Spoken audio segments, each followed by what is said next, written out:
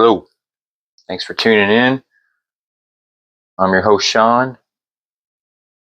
Here we are back with this lovely Squier Esquire Custom. So it took a little time for me to make this video because I had to order a different kill switch. The one that we had didn't work right.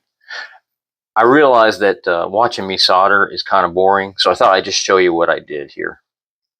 So here, let's see if you can see got here. So as you saw in the last video, I went ahead and I put copper tape inside of the cavity. I took a ground and screwed it into the copper tape and put a drop of solder right there. See that? So that'll keep everything nice and quiet, especially since we put a push-pull on this Seymour Duncan Pearly Gates pickup, because when it splits, you know, it's going to be a little noisier because it'll be a single coil. Have the treble bleed hooked up to the volume, so that's going to be nice. If those of you who don't really know what a treble bleed is, it keeps the usually when you use your tone or when you turn your volume down, excuse me, your treble will cut some as you turn your volume down. Some people want that tone, and that's fine. It sounds good, but this will keep the treble exactly the same, just the volume goes down. So it is kind of nice. We have our regular tone pot and tone circuit. That is factory. And like I said, push-pull splits the pickup. And nice, this is a Tessie kill switch.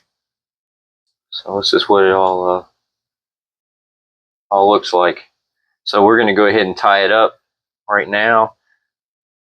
And then the next video, we will set it up. Man, I'll tell you what, though, I can't wait to hear this pickup. I mean, I know that it works. I've heard me hitting it with a screwdriver, which has been nice.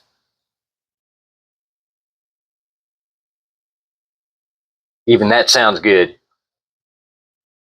So let me see if I can get everything in here. This is always one of the most tedious parts, I have to say. It doesn't matter how many years you've been working on guitar. Sometimes getting all the wires in neatly is a challenge. I like to keep them long enough so that you can pull the well, in this case, you can pull the control panel, you know, and work on it or change it, modify it, whatever you need. But then again, you know, you don't want it too long where it's difficult to get in.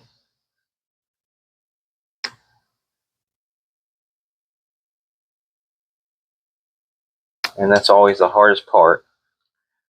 But once you get it, you're golden.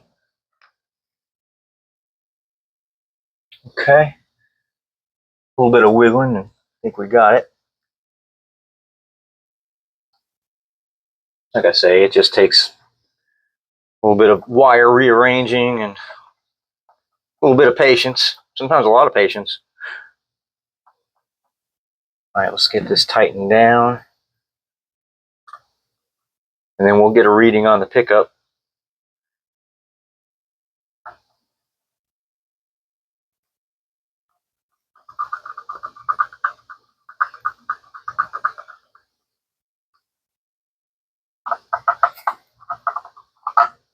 Kill switch looks nice.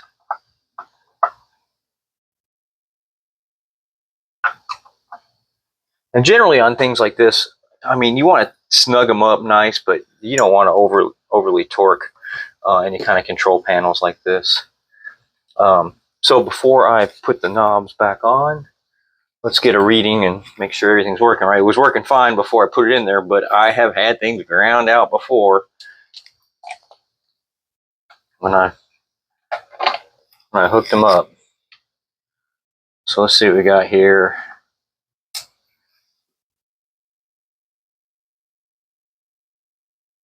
Hang on. Put this so you can see it.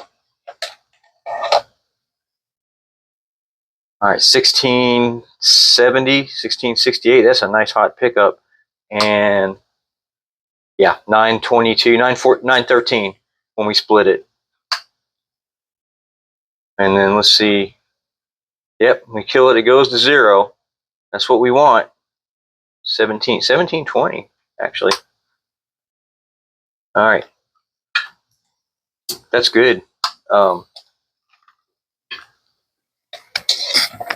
Again, this pickup's going to sound great. So let's go ahead and put these knobs on. And they have set screws. So I need a flathead screwdriver for that.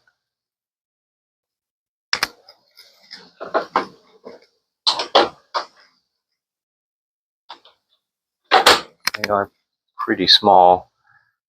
What I like to do is make sure I have them turned up all the way and have the set screw facing away so that you know, you can't see it when you're playing, because usually you're playing with stuff turned up most of the way. These are my favorite type of knobs generally, though. I love the Fender knurled style knobs. Right? And plus they'll fit on anything, which is super nice too. Because generally Fenders have a smooth shaft, so they work great for that. But if you use a split shaft, like this push-pull is a split shaft, they work fine on that too.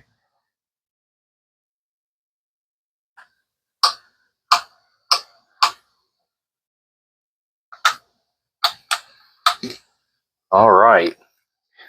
Once again, let's just double check our readings. I need to get some alligator clips, make it a lot easier. 1685. You can see that. Anyway. 1683. 842. Gill. Alrighty. So that is it. This